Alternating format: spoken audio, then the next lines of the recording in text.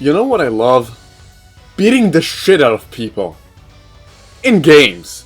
Especially fighting games.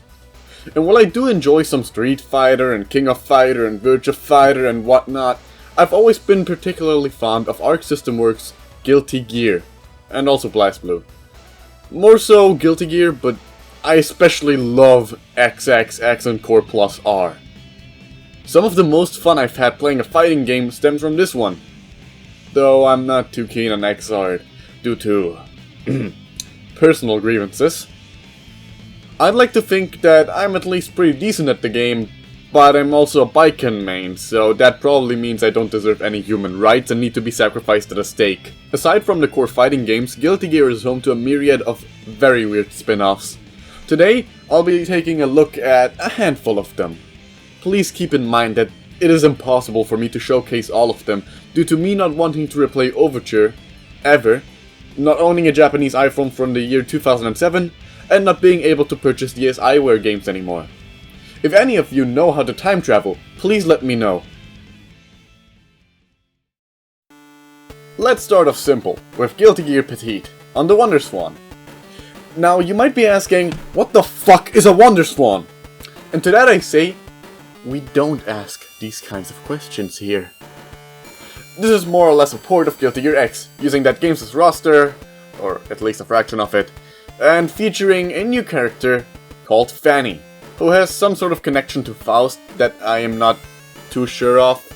It's there, but I don't really understand it. I generally really like the chibi aesthetic, and I'm impressed how faithful this managed to be despite only using 2 buttons.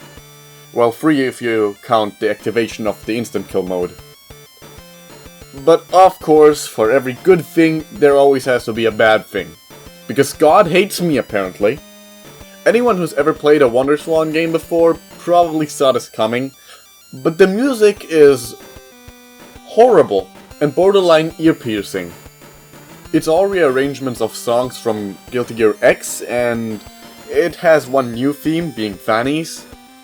And one of Guilty Gear's most iconic aspects is the soundtrack. The Wonder Swan just isn't capable to properly show what these songs are supposed to sound like, so instead it ends up like a garbled mess of bleeps and bloops. Eventually, this game got a sequel. It's basically the exact same thing, with a new story, new modes, and more characters. Oh hi Baiken. All around, Guilty Gear Petite and Petite 2 aren't that bad. 2 is definitely worth checking out if you're into weird ports, but otherwise there's no point in taking these over the real deal.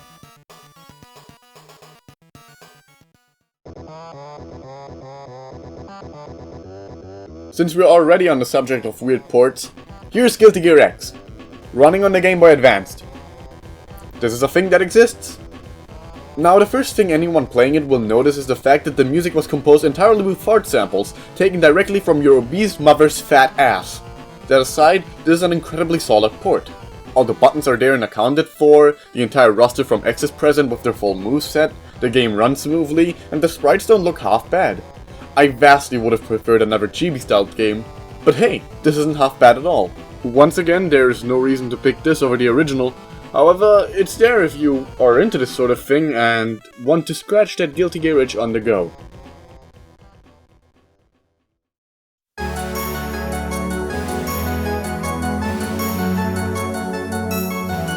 Next up is 2003's Guilty Girizuka. This game came out not long after XX Cross Reload, the first of many retail price DLC patches to XX, and thus features the game's entire cast, with the addition of the first ever appearance of Ebba, who would then proceed to appear in every version of XX since. She may just be my favorite character in the series when it comes to design and musical themes, and so I'm really glad that out of all the spin-off characters to ever show up again, it got to be her. And whilst on the subject of music, holy shit, this game has a phenomenal soundtrack. It's easily become my favorite in the series, and that's saying a lot.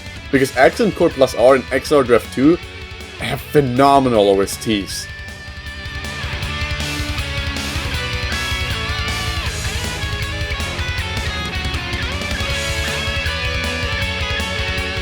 As for the game itself, to put it bluntly, it sucks.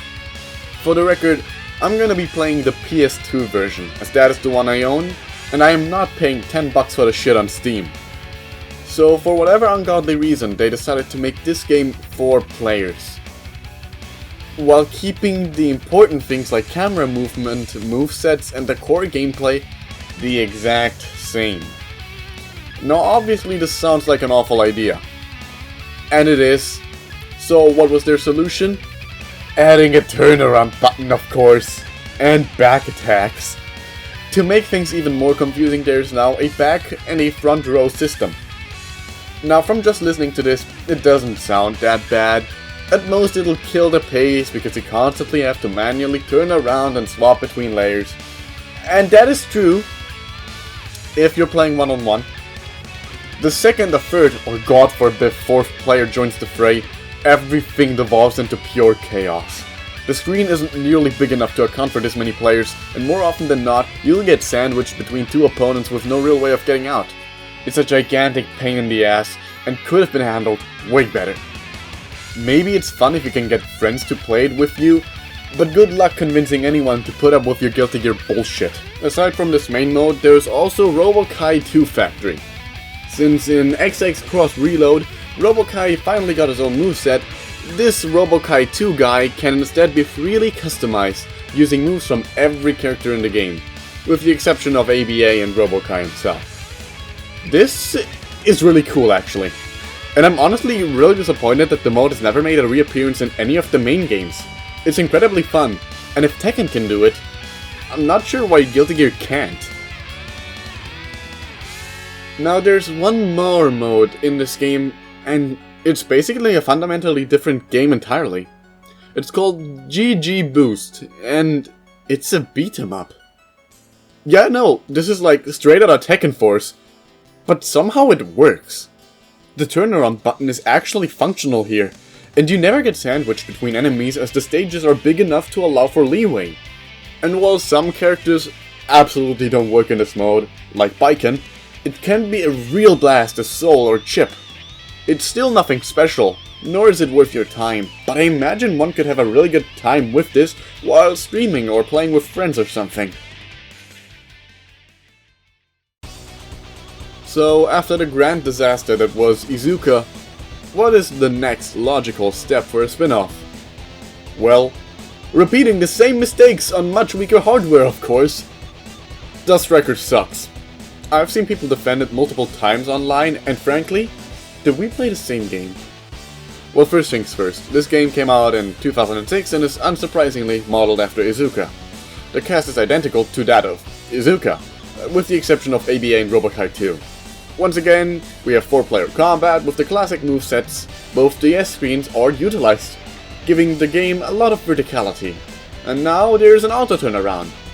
On top of this, RoboKai Factory returns, and it's still as cool as it was before. And that's all the nice things I can say about this game. The combat is fucked.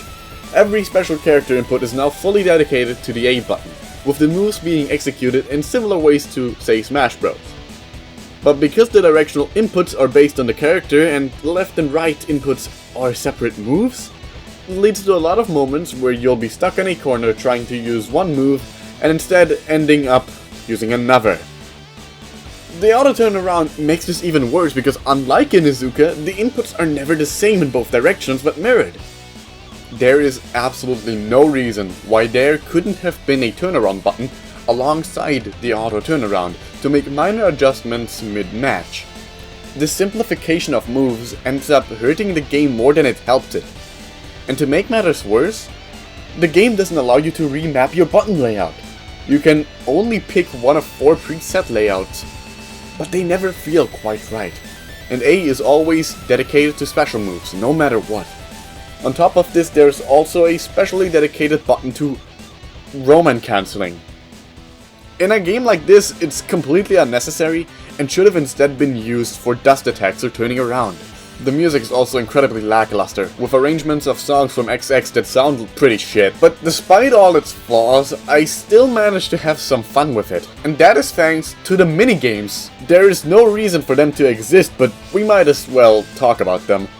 There's May's Dolphin Show, where you drag some rings around and watch the dolphins jump through them. Then there's Note Capture, where you have to capture notes spat out from Eno's hat and fit them into holes. Yo-Yo Polish, where you clean Bridget's yo-yo. Balance Game, which is exactly what it sounds like. Hit Down, where you beat the shit out of Faust the microsecond he dares show himself, because he's bald and I hate bald people. Swordmaster, which has nothing to do with DMC and is actually just Fruit Ninja. And lastly, there is Venom Billiards. It's billiards. They just straight up put billiards into this game. I like billiards, so I had fun with it. For the record, I will not be buying Strive if there is no Venom Billiards online. You know, it's funny. It's funny that they would ever make a sequel to Izuka, but GG Boost, the only enjoyable part of Izuka, is nowhere to be found. And that's because instead they turned it into a game of its own and released it 5 months later on the PSP. This is Guilty Gear Judgment, or as I like to call it, Guilty Gear Boost Light. I don't like this game.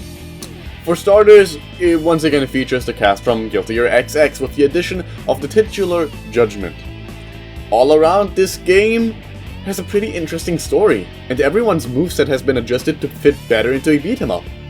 This is great, as it now means that everyone is viable and can be really fun. Except that it isn't.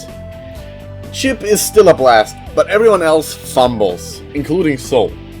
Mostly because there is no turnabout button anymore. It makes getting sandwiched way too common, and adjusting your position to use a move you want is a pain in the ass. To the point where you might as well just spam one attack and hope for the best. Aside from that, it's really just a generic beat-em-up game with the Guilty Gear cast, with little to no substance. Which is probably why they made it for handhelds, as to make people play the stages in short bursts, all of which being really short. There's really only a handful of them. But by far the thing that caught me off guard the most is the music, because it's really weird. It's hard to put into words, but a lot of it feels less like Guilty Gear music and more like generic rock music. The menu theme especially puts me off.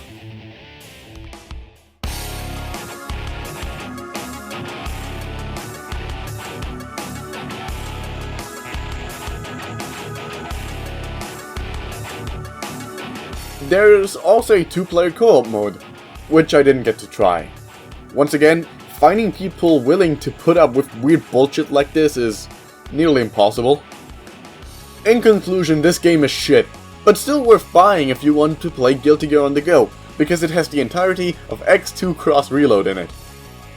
Or you can just buy Accent Core, which was also on the PSP.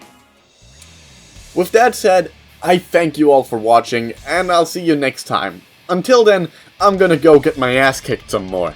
Cheers!